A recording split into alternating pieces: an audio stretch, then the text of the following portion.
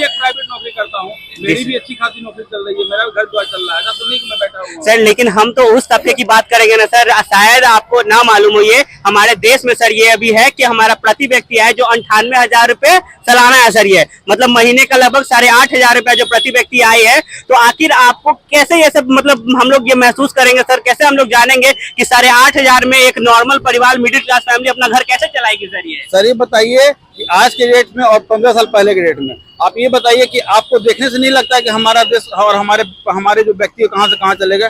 आज एक आदमी जो है, पहले आज से 10 साल पहले एक आदमी लखपति के लिए कहता था, आज हर आदमी के हाथ में एंड्रॉइड फोन है और आज हर आदमी का अच्छा शिक्षा ले रही है, हर आदमी के हाथ में आज साजो सामान है। तो आप कैसे कह सकते हैं लोग गरीब है? सर यही चीज अगर आप दिल्ली में बात करें तो दिल्ली में प्रति व्यक्ति आए, वहां की सरकार ने ये फिक्स कर दिया है कि कोई भी आदमी अगर कहीं भी काम करेगा तो 18,000 से कम का वेतन किसी को नहीं मिलेगा। ये जितने भी फैक्ट्री लगाने वाले हो, जितने भी बड़े बड़े कर्मचारी हो, वहाँ पे मिनिमम जो उनका प्राइस है वो 18,500 रुपया उसको मंथली देना ही देना है। लेकिन क्योंकि अगर आप में एबिलिटी है, आप 18,000 का 18 लाख भी कमा सकते हैं। अब तो मोदी जी जबरदस्ती किसी को तबके की बात आप करें तो तबके की बात में उसको उठा के आप आईएएस की कुर्सी पर बैठा देंगे तो क्या वो उस लायक है? ये भी तो होनी चाहिए। एम्प्लॉयमेंट ठीक है, एम्प्लॉयमेंट तो है, लेकिन आपको उस बेसिक लेवल से उठ के उस लेवल पर जाना पड़ेगा। पर व्यक्ति रेवेन्यू आए, ठीक है, टेम्पो चालक का 18 लाख कह दीजिएगा तो ये तो काम नहीं चलेगा। उसकी जो एबिलिटी उसके अनुसार उसका ठीक है। अब उस सब हर तबके के व्यक्ति को एक लेवल पर डालिएगा कि 18,000 पर सबका होना चाहिए, ये तो बेतुकी बातें हो गई। तो सर मतलब जितना भी मोदी जी ने काम किया अपने पिछले 10 साल के कार्यकाल के, उसके बेसिस पे लगता है कि सेंट्रल में इस बार 400 पार हो जाएगी। सेंट्रल का बिल्कुल 400 पार, 400 से ज्यादा होना चाहिए, 100% होना चाहिए और होगी। अगर मैं सर आपसे व्यक्तिगत राय अगर जानूं तो सर आप किधर वोट करने वाले हैं सर?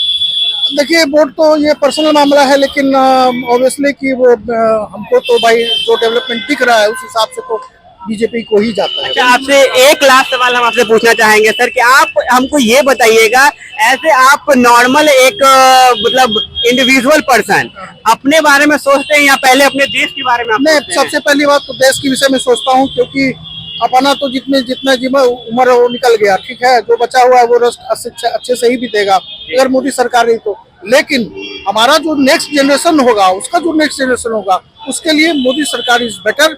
उसके अलावा कोई ऑप्शन नहीं है इस भारतवर्ष में, इस भारत देश के लिए। मोदी सरकार को आना चाहिए, 100% आना चाहिए। अगर नहीं आती है तो वो जनता की बेवकूफ़ी होगी, बस बेवकूफ़ी होगी, इसके अलावा कुछ नहीं है। मतलब भारत के विकास के लिए मोदी का रहना बहुत जरूरी है। अगर मेरे पास कोई संजीवनी बूटी रहती तो मोदी जी को देते कि भाई मोदी जी कभी आप हमसे दूर मत होइए। मतलब इतना प्यार मोदी जी? हाँ बिल्कुल 100%। उन्होंने जो किया है उसके लिए तो आउटस्टैंडिंग, जो कोई जवाब नहीं। जो आपका देश को बीएस में जानता नहीं था, जो लोग पहचानते नहीं थे, आज बीएस में इतनी गरिमा देखिए सर। लेकिन राहुल गांधी ये कहते हैं सर कि अभी आप प्रज्वल रवन्ना की बातें अभी आप सुन रहे होंगे कि उसके लिए मोदी जी ने खासकर स्टेज पे चढ़ के उसके लिए मोदी जी ने वोट मांगा। दूसरा, मणिपुर में जो हिंसा हुआ उसके खिलाफ राहुल गांधी जी उनसे सवाल उठाया। हमारा किसान को ले लीजिए, उसके लिए राहुल गांधी ने सवाल उठाया। हमारी जो एथलीट की जितने भी खिलाड़ी थी ओलंपिक वाली, उसके लिए राहुल गांधी ने सवाल उठाया। तो आखिर इन सब मुद्दों पे मोदी जी क्यों नहीं बोलते हैं? नहीं, ऐसा है कि वो तो मोदी जी तो कर नहीं रहे हैं। कोई भी प्रॉब्लम होता है तो ये मोदी जी तो नहीं क्रिएट कर दिए। और छोटी मोटी बातें तो होती रहती है सब जगह, इसका मतलब उसको कोई इशू बना के। सर, देश में कोई भी आदमी हो, कोई पर्सन हो, कोई भी नेता हो, 100% कोई सही नहीं हो सकता, लेकिन जिसका मैक्सिमम पार्ट सही हो उसको सही माना जाए। बिल्कुल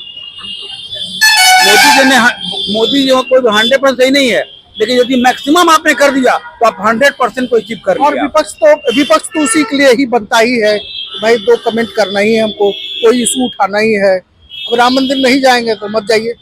लोगों का कहना भी ये भी है सर कि आप सिर्फ मंदिर और मस्जिद पे वोट मांगते हैं, कभी आप जॉब पे मांगिए, एजुकेशन पे मांगिए, काम के बेसिस पे आप ऐसा तो नहीं दिखने में आया कि मंदिर वोट किसी भी स्टेट पर दिखा दीजिए जिसमें मोदी ने कहा हो कि मंदिर के नाम वोट दीजिए। किसी भी स्टेट पे आपको दिखा दिए कि मंदिर के नाम पर उन्होंने वोट मांगा हो।